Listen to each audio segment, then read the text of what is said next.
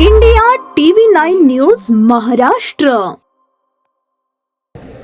जन्म-मृत्यू नोंद होण्याच्या कामात आदेश मिळण्यासाठी दाखल केलेल्या प्रकरणामध्ये तहसीलदार यांच्यासमोर सुनावणी होऊन आदेश देण्यासाठी 2,000 रुपयांची लाच रकमेची मागणी करून ती स्वतः स्वीकारल्याप्रकरणी लोकसेवक महसूल सहाय्यक अलिफ सुतार नेमणूक तहसील कार्यालय पंढरपूर याला सोलापूर येथील एसीबी पथकाने सोमवारी रंगेहात पकडले. महसूल सहाय्यक अलिफ शमशुद्दीन सुतार वय 29 राहणार मंगळवेढा आणि खाजगी इसम मारुती ज्ञानोबा वाघमारे वय 50 राहणार मंगळवेढा अशी आरोपींची नावे आहेत.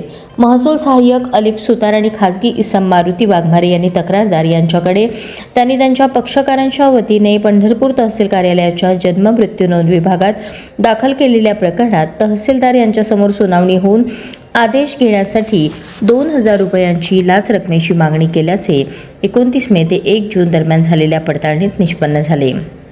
महसूल सहाय्यक सुतार यांनी पंचांसमक्ष लाचेची मागणी करून ती लाच रक्कम 2,000 रुपये सापळा कारवाई दरम्यान स्वतः स्वीकारल्याप्रकरणी रंगेहात पकडण्यात आले. या प्रकरणी सुतार आणि खाजगी इसम वाघमारे यांच्या विरुद्ध पंढरपूर शहर पोलीस ठाण्यात भ्रष्टाचार प्रतिबंधक कायदा कलम 7(7)(अ) प्रमाणे गुन्हा नोंद करण्याची प्रक्रिया सुरू आहे.